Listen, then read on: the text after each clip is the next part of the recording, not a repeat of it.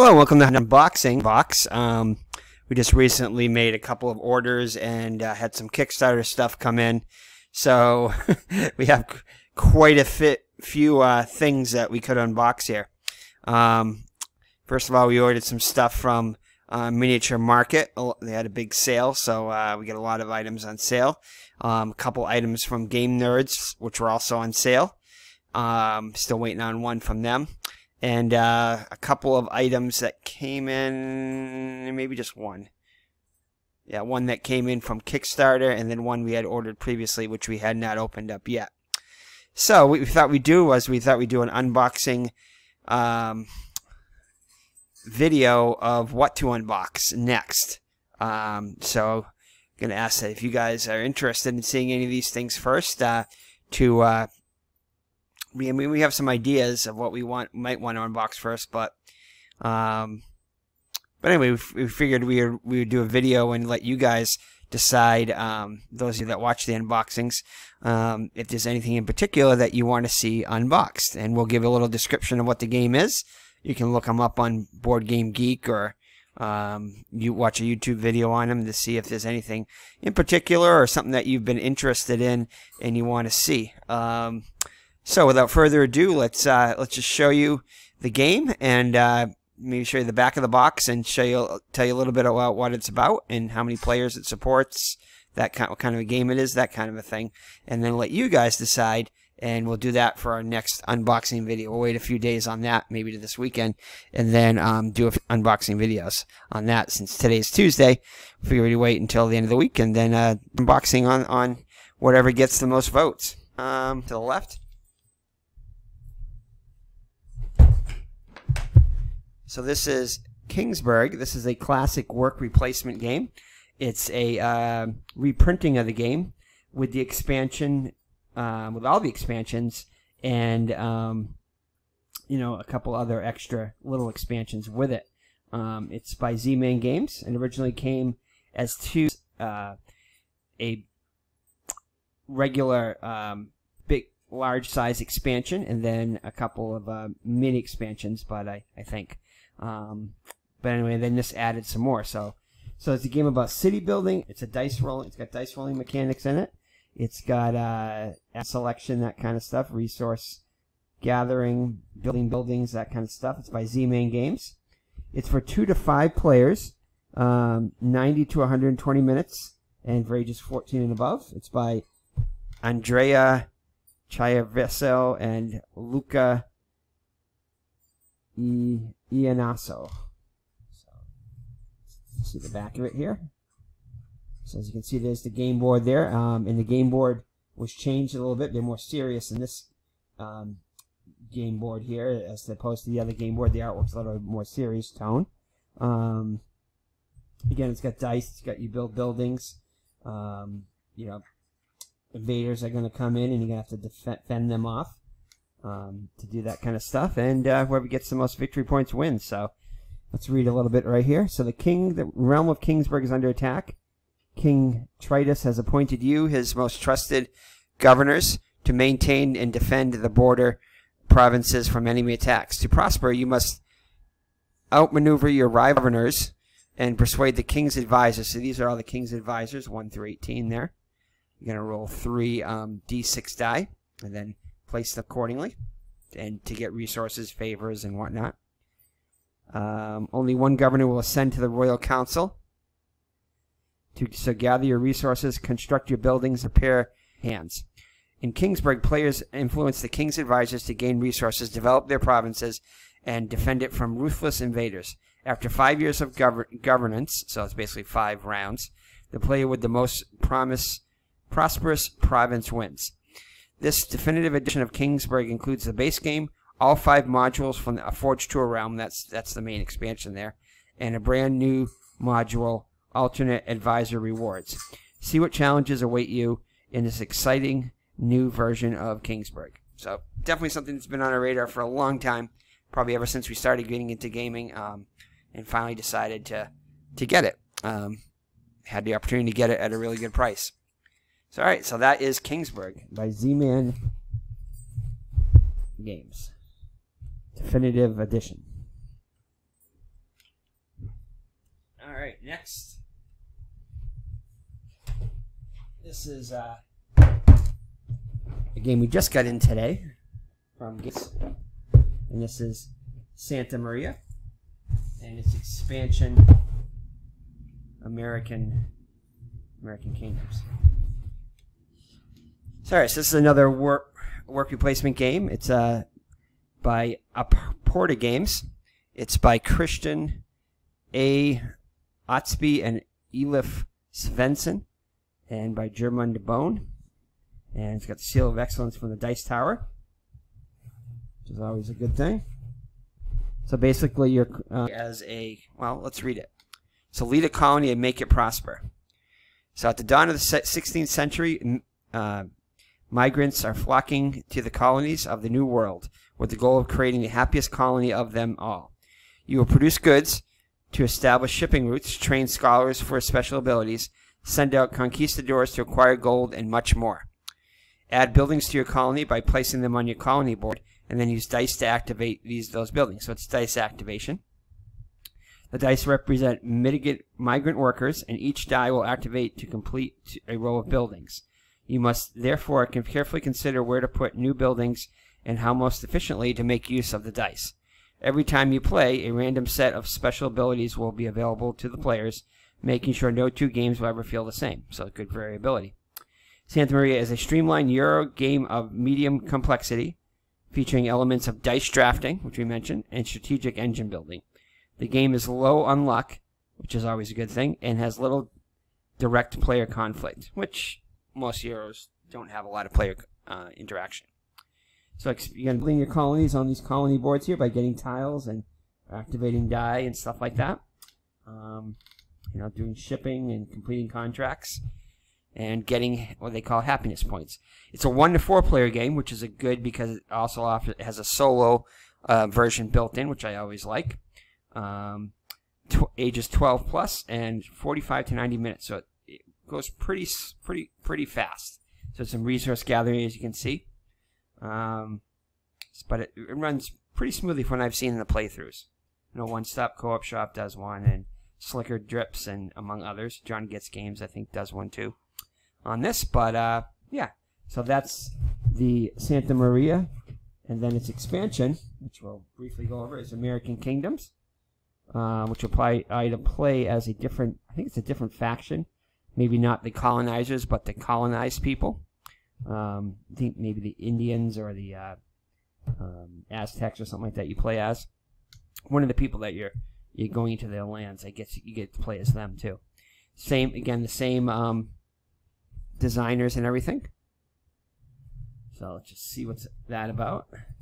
So 1 to 5 players. It also has a 5th player. And let's see here. So it's in all different languages. So this is the first expansion to Santa Maria. I think the only big expansion I know of. This is the first expansion to the base game, and the base game is required to play.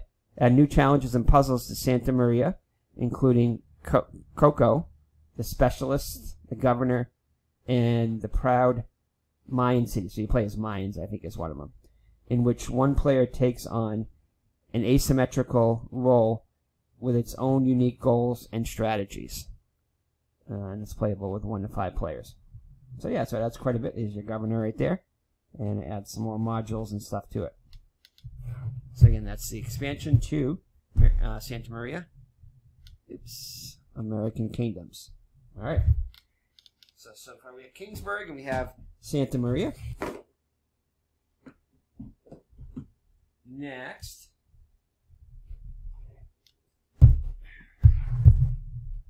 I believe, I'm not sure if we did it. We were doing unboxing at the time. Maybe not.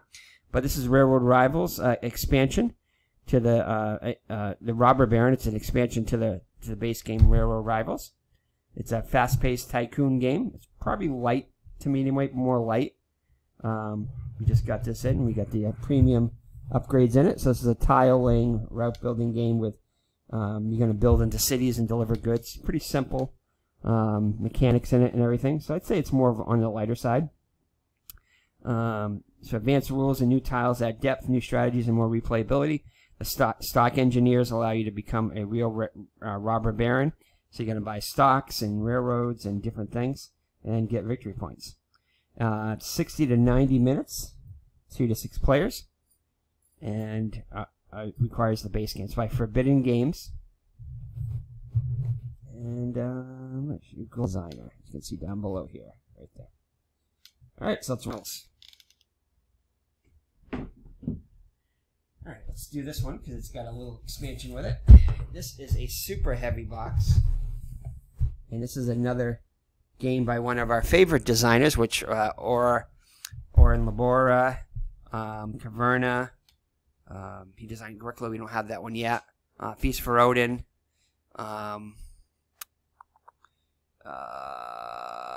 Le Havre and Gates of Loang. I think those are the only ones that we have. But anyway, we keep growing in that. So basically, it's this one takes place in Norway, and it's a Norway fishing village work replacement game, resource conversion, although not quite as heavy as some of the other games, and developing your landscape, by building farms and hiring elders and feeding your people with fish and your elders with fish and selling shares in your company. So that's kind of an overview of it. It's by Lookout Games, and again, this has got a lot of replayability in it. As you can see, it's got a little player board there. You're going to chop down trees and stuff like that. So I can get gold, hire your elders up there, and feed people fish. So it's got a lot of replayability in this. It's got a lot of different decks for cards in it, for building cards in it. So you're never going to see the same game twice. And we got the little expansion, which I'll show you in a second, that adds even more and adds metal coins to it, which is always a good thing. As well as, I think, one more elder and a bunch of different buildings. So it says build buildings and benefits and victory points. Clear the forest, building spaces, and building resources. Elders provide exclusive action spaces. Place your workers to carry out actions. And expand your fishing fleet and issue shares in your company. So those are shares in your company. And you're going to be buying boats to get fish to feed your people, which is cool. It's all right, so let's read about it. So today, Nusfjord is a tranquil fishing village in the Loften archipelago in northern Norway 50 years ago. Business was booming when the codfish would come spawning. Nowadays, Nusfjord is more of a museum than a village, with less than 100 inhabitants remaining. Didn't know that. Wow. Cruise ships, until recently, wouldn't pass by, mostly abandoned beauty of the island. Now tourists are charged money just to look at the houses and landscape. But travel back to the time, and Nusfjord is completely transformed. Sailing ships dominate the fjord, and the rocky beauty of the island is masked by vast forest. Visit the heyday of Nusfjord's maritime commerce and expand. There you go. So work replacement development game, quick gameplay, and end of round maintenance. So it's a pretty quick game. Plays well with 2 players and is also playable solo. So it's solo, 2 players. It does go up to 5 players. Ages 12 and above, and 20 to 100 minutes or so. Probably 20 for the solo, but that's kind of fast. So probably not at first. Maybe once you get it down, you can probably play it maybe in 20 minutes to half an hour. So it's always a good, fast-moving work replacement game, which we always like, with tons of cards and tons of variability. So definitely really excited about this one. And here is the expansion. So this is the place deck. It's got 45 new cards. I think 44 of them are buildings and 1 of them is an elder. And it's got metal coins. So the coins that were in the original game were just small little cardboard tokens, really hard to pick up. But these are nice metal coins. So 44 new buildings and a variant elder card for Nusfjord, as well as 25 metal coins to replace the cardboard gold tokens. The base game rules remain unchanged. A detailed appendix explaining all the new cards is included.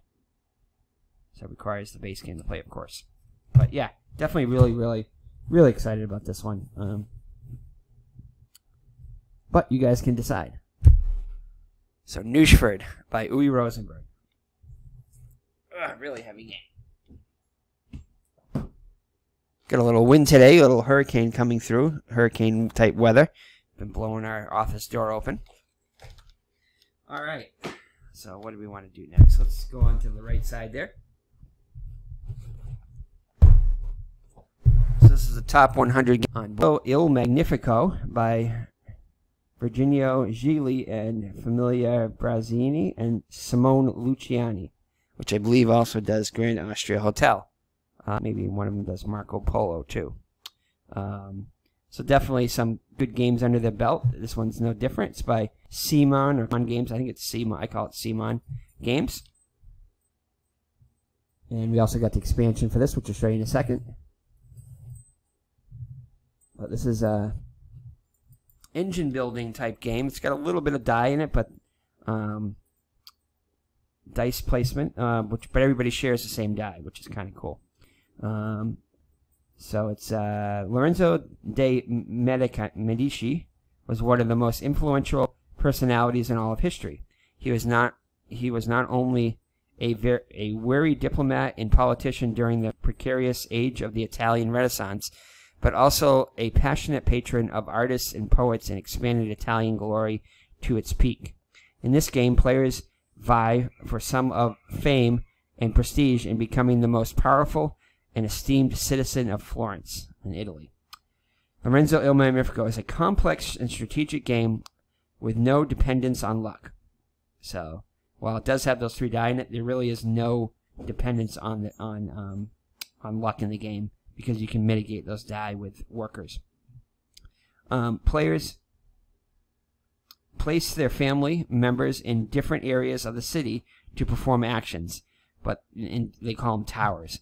But these family members are never the same as they change value every round. So those are the dice of your family members right here. So you got to replace the color of the die according to your family member of that color. But these family members are never the same as they change value around. They will conquer new territories, sponsor magnificent buildings, encourage brave ventures, and surround themselves with important characters. If they are smart and powerful enough, they can attract some of the most renowned contemporary celebrities and use their powers. So it's got a lot of engine building in it, which is I really like that. There's also a track similar to Grand Austria Hotel, where you're trying to instead of pleasing the emperor, you have to please the Vatican. And if you don't get enough virtue, then bad things can happen to you as you do that. You have military tracks, so in order to expand your production, you have to, you have to get different land areas. You have to have your military strength high so you can defend and hold on to that land. So definitely a really cool game. 2 to 4 players, 14 plus, 60 to 120 minutes, probably a little bit longer, I'm guessing, at least initially. The cards in the original game are pretty much, they came out in the same order, kind of. Although each round they may be in and of itself. Each round they came out in the same round, but they maybe a little different order each round. But basically, it was the same cards. So after a little while, they would get a little bit stale. However, it's kind of one of the reasons why we picked up the expansion, which adds another tower you can go into to hire workers and adds more cards. Variable cards to that, as well as some other adjustments to the game. Different family, you can play as a different family, asymmetrical powers. In this game, you can hire, I think you can please the kings and get special abilities too. So there's lots of goodness just in and of this game. I think some of the expansions are in this box itself, like but a lot of them are in the actual expansion. So that's Lorenzo Il Magnifico.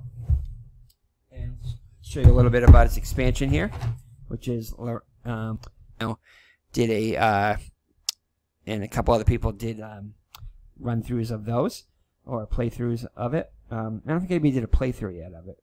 But anyway, a run-throughs, and it was a really highly recommended expansion. I know Slicker Dips liked it also.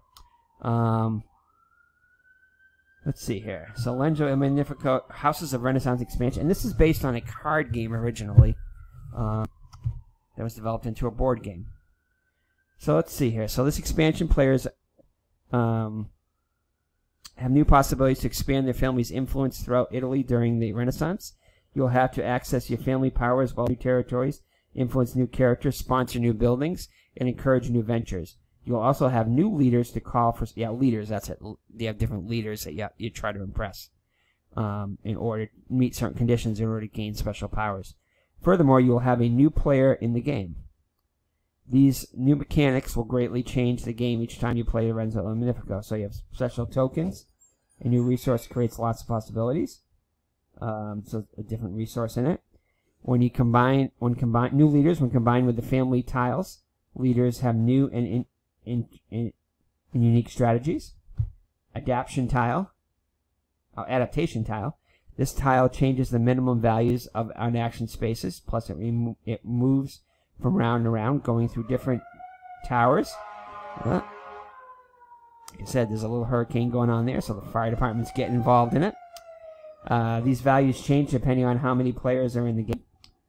Special tower, that's that 5th tower. New action spaces for development cards gives you even more options for your strategic plans.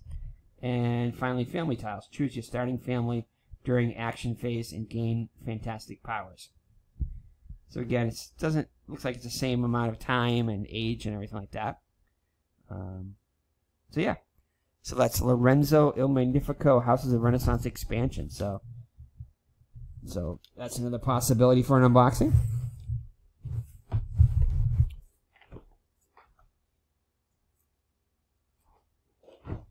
So we have three more. We're getting there.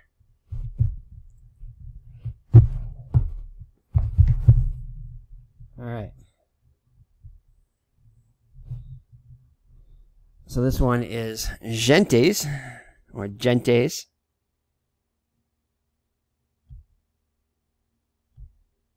I just gotta get a little sip of coffee there, getting a little tired.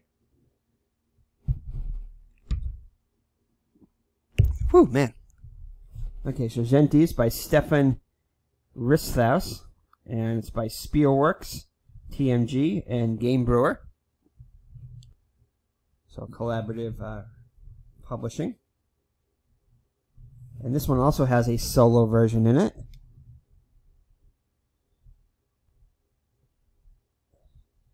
Alright, so Gentes, it's kind of like a civilization type game where you have to hire different types of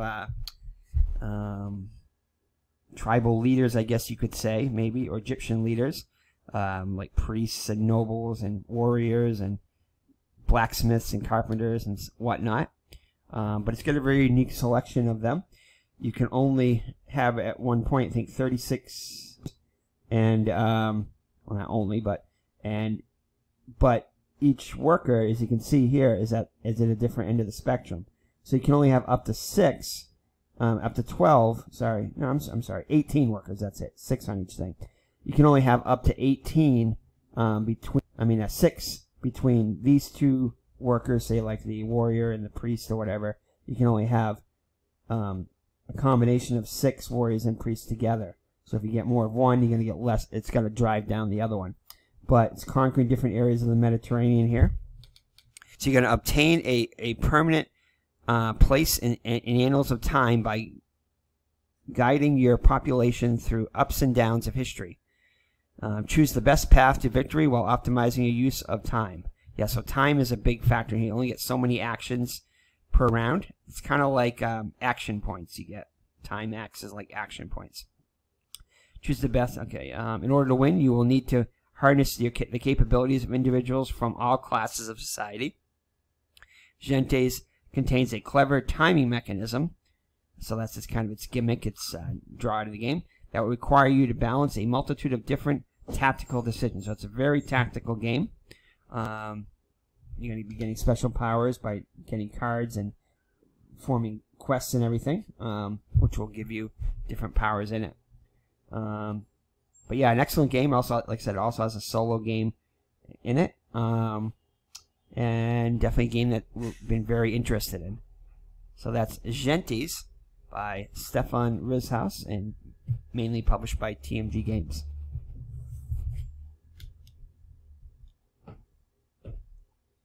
Alright, down to 2. We'll save the biggest for the last.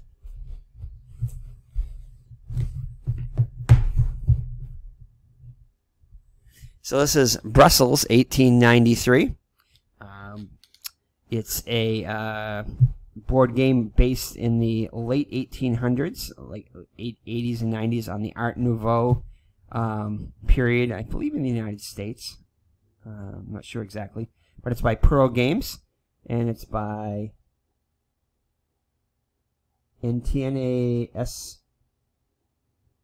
Freeman, I think. There's also a card game version which we played, Brussels 1897, which was also a good game, but when we played that, we just knew we had to get this game because we liked a lot of the mechanics in the card game, and after having watched a few videos on Brussels 1893, on I think it was Sweethearts or Rivals did one, and I can't think of, I think Heavy Cardboard might have done one. But anyway, those are just a couple of them. But this has got excellent mechanics in it. We really liked the mechanics. In fact, we watched I think a top 10 of Board Game Ramblings, and they, I can't think of her name, but one of the ladies in it, the lady that's in it, this was her top game. I think I was at end of 2019. This was her #1 game like ever up until 2019, I think, as of end of 2019. So we just knew we had to get it, and we got it for a very good price on eBay. So let's check it out.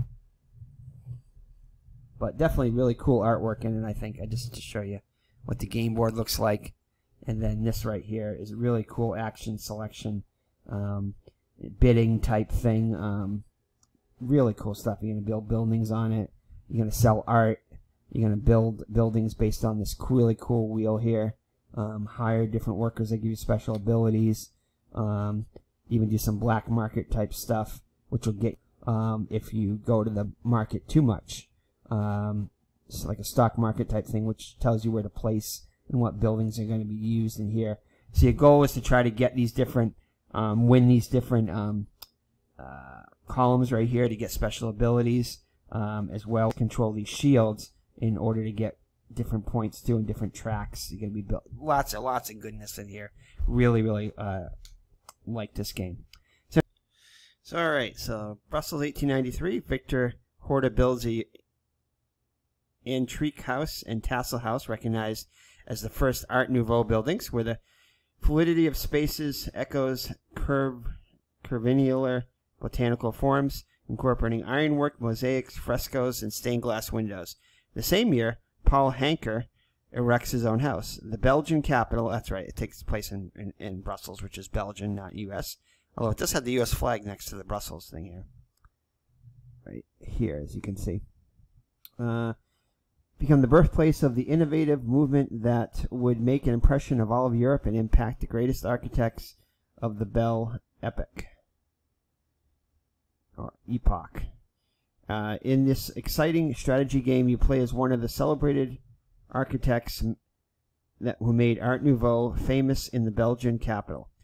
Through a combination of auctions and worker replacement, you can construct Art Nouveau buildings, and so you can use like inferior goods or prestige goods, I guess you call them, something like that, and create the works of art that decorate the beautiful homes.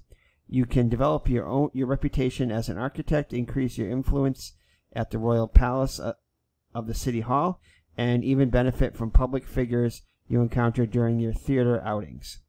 Only the most clever architect can win the game. So yeah, so really nice artwork and everything in the game, and definitely high on our list to want to play. So 2 to 5 players, 14 and above. And I think it's 25 minutes or so per player, which is probably pretty accurate. It does flow pretty well, although, can be subject to anybody who's got AP in it occasionally. All right, so that is Brussels 1893.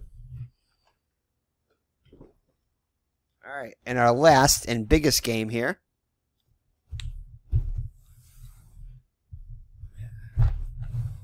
And it is super heavy. It's even heavier, I think, than Feast for Odin.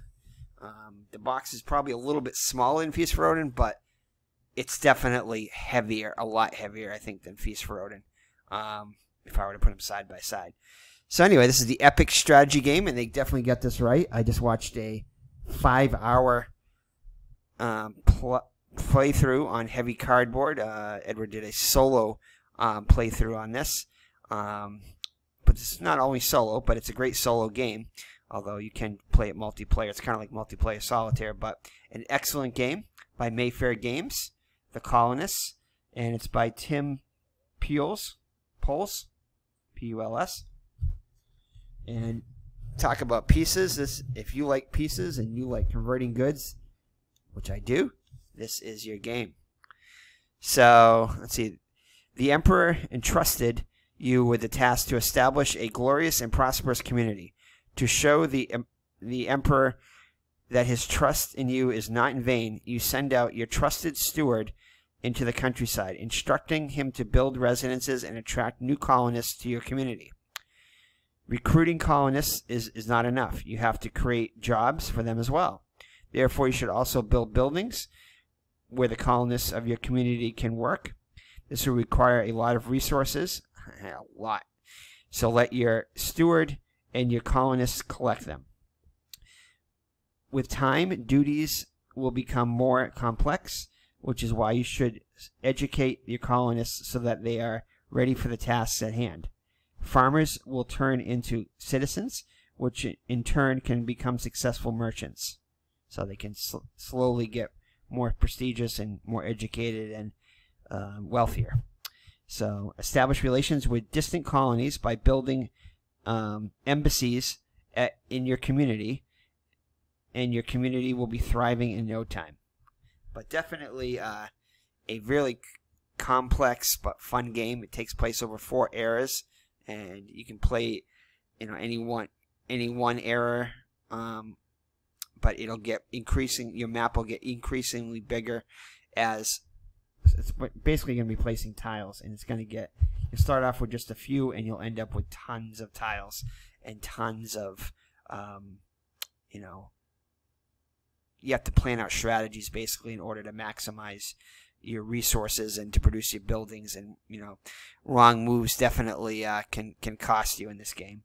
But it's a 1 to 4 player game, and it says 30 to 240 minutes. That's probably very conservative. Ages 12 plus. Definitely a little higher in the complexity level, but a fun, exciting, tons of resources game. So if you really want to see tons of resources and tons of stuff, this is probably going to be a long unboxing on this one. But definitely really, really excited for this one. Kind of like a hidden gem, I think, out there. Not for everyone, because it is so intense, but definitely a game you're going to leave set up for quite a while. So if you have a table set aside a lot of room, and in the corner somewhere, or because I guess there are ways of taking it up after each epic and putting it back, but it's a lot of setup in this game. So they do recommend for this game. Definitely, if there's one game to get an insert for, this is the one. Just because it's just a huge amount. Because if you just throw everything into the box, you'll be spending hours, literally hours, sorting it out. So it's definitely in your best interest to get an insert, which we are definitely going to look at getting an insert. Probably the first insert that we're going to get is going to be for this game. I'm not sure exactly where we're going to order it from, but we got a few. We're checking out a few things: Meeple Realty, Top Shelf Gamer, different ones like that, as well as upgrading some of our components for our other games. So let's just summarize quickly, and these are the games you're going to vote on. But we'll summarize them all quickly here at the end. So definitely put them in the comments and put them in the order that you want to see them. If there's more than one, if there's just one, that's fine. And if nobody votes by the end of the week, we're just going to start with, we're just going to pick one and start with it.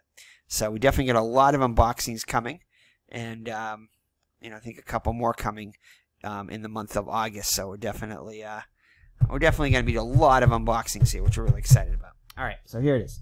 So we got the colonists right there, and we're not necessarily going to go in reverse order. We're just going to stack them up according to how I grab them.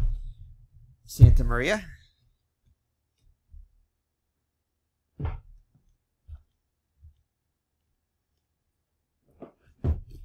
And its expansion, American Kingdoms.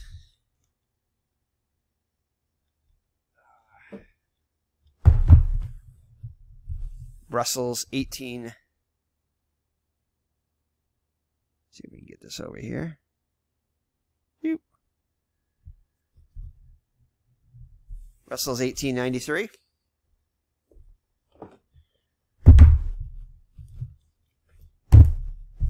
Newsford and its expansion, the place deck with the metal coins.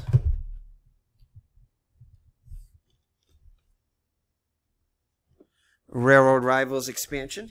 The Robber Baron expansion. Kingsberg.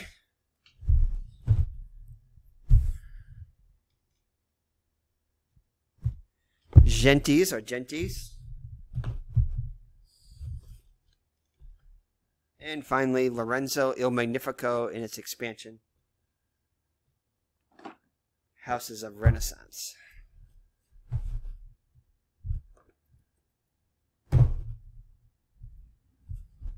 So there you go. So those are your choices there.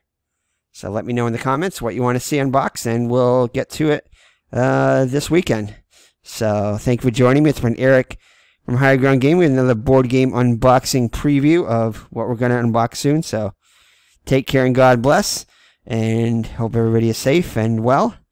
And we'll see you in the next unboxing video. Bye-bye now.